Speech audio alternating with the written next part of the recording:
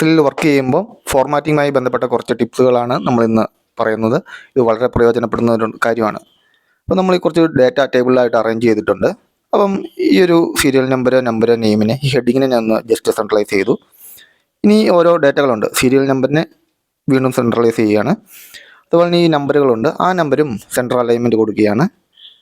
Okay, ഇനി ആയിട്ടുള്ളത് നമുക്ക് നെയിമിനെ അലൈൻമെൻറ്റ് ചെയ്യാനുള്ളത്. ഇവിടെ ഈ അലൈൻമെൻറ്റ് ടാബിൽ ജസ്റ്റ് എല്ലാം കൂടെ നമ്മൾ സെലക്ട് ചെയ്തിട്ട് സെൻട്രൽ അലൈൻമെൻറ്റ് കൊടുത്തിട്ടുണ്ട്.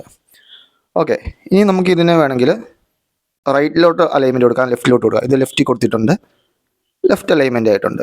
ഇനി നമുക്കിത് റൈറ്റ് അലൈൻമെൻറ്റ് കൊടുക്കുമ്പോൾ റൈറ്റിലോട്ട് അലൈൻമെൻറ്റ് ആയിട്ടുണ്ട്. എന്നാൽ ഇനി ഒരു സെൻട്രൽ അലൈൻമെൻറ്റ് കൊടുക്കാം, അരുൺ, വിമൽ ഒക്കെ കാണാം. അപ്പം പക്ഷേ നമുക്ക് ഇങ്ങനൊരു അലൈൻമെൻ്റ് അല്ല വേണ്ടത്. നമ്മുടെ സ്റ്റാർട്ടിങ് ലെറ്റർ എല്ലാത്തിനും ഈ അരുൺ തൊട്ടുള്ള ആ ഒരു സെൻറ്ററിലേക്ക് കൊണ്ടുവരണം. നമ്മൾ നോർമലി എന്താ ചെയ്യുക, സ്പേസ് കൊടുത്ത് ആദ്യത്തേത് ഒരു നമ്മൾ ഉദ്ദേശിക്കുന്ന ആ ലൈനിലോട്ട് കൊണ്ടുവന്നു, രണ്ടാമത്തേതും അതേ ഒരു പൊസിഷനിലോട്ട് കൊണ്ടുവന്നു, അങ്ങനെ മൂന്നാമതും ഇങ്ങനെ സ്പേസിങ് കൊടുത്ത് കറക്റ്റായിട്ട് ഒരു സെൻറ്റർ വേണമെങ്കിൽ അങ്ങോട്ട് കൊണ്ടുവരികയാണ് ചെയ്യുന്നത്, ഒരേ ലെവലിൽ വരുത്താനായിട്ട് തുടക്കം സ്റ്റാർട്ടിങ്.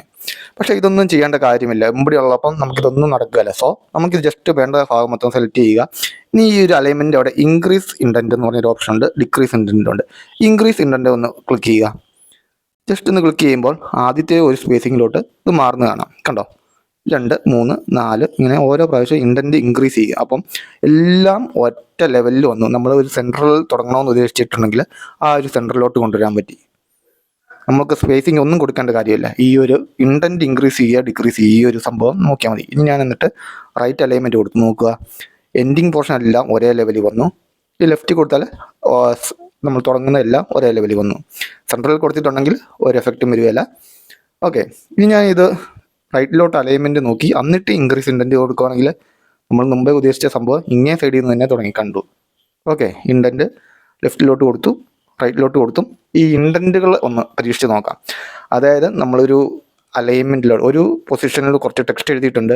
ആ ഒരു ടെക്സ്റ്റ് നമുക്കൊരു സെൻറ്ററിൽ നിന്നോ അല്ലെങ്കിൽ കുറച്ച് ഒരു 2-3 സ്പേസ് വിട്ടിട്ട് സ്റ്റാർട്ട് ചെയ്യണം, അല്ലെങ്കിൽ എൻഡ് ചെയ്യേണ്ടതും 2-3 സ്പേസ് വിട്ട് എൻഡ് ചെയ്ത് എല്ലാം ഒരേ ലെവലിലോട്ട് നമുക്ക് കൊണ്ടുവരണം. അതിനുവേണ്ടി നമുക്ക് ഇൻക്രീസ് ഇൻഡൻറ്റ് അല്ലെങ്കിൽ ഡിക്രീസ് ഇൻഡൻറ്റ് യൂസ് ചെയ്യാം. ഈ ഒരു ഇൻഡൻറ്റ് എന്നുള്ള ഒരു ഓപ്ഷന് എക്സലിൽ മാത്രമല്ല നമ്മുടെ വേർഡിലുമുള്ളതാണ്. അപ്പോൾ ഫോർമാറ്റിംഗ് ആയിട്ട് ബന്ധപ്പെട്ട് വളരെ ഇമ്പോർട്ടൻ്റ് ആയിട്ടുള്ള ഒരു കാര്യമാണിത്. അപ്പോൾ ഇനിയൊരു ഫോർമാറ്റിംഗ് ടേബിളൊക്കെ കണ്ടൻറ്റൊക്കെ ഫോർമാറ്റ് ചെയ്യുമ്പോൾ ഈ ഒരു ഇൻഡൻറ്റ് ഓപ്ഷൻ ഉപയോഗിച്ച് നോക്കുക. അപ്പോൾ നിങ്ങളുടെ അഭിപ്രായങ്ങൾ കമൻറ്റ് ചെയ്യാം. മൈക്രോസോഫ്റ്റ് എക്സലിൻ്റെ ബേസിക് ടു അഡ്വാൻസ്ഡ് കോഴ്സ് മലയാളത്തിൽ ജോയിൻ ചെയ്യാൻ താല്പര്യമുള്ളവർക്ക് പിൻ ചെയ്തിരിക്കുന്ന കമൻറ്റിലെ ലിങ്ക് യൂസ് ചെയ്തുകൊണ്ട് ജോയിൻ ചെയ്യാവുന്നതാണ്. ഓക്കെ.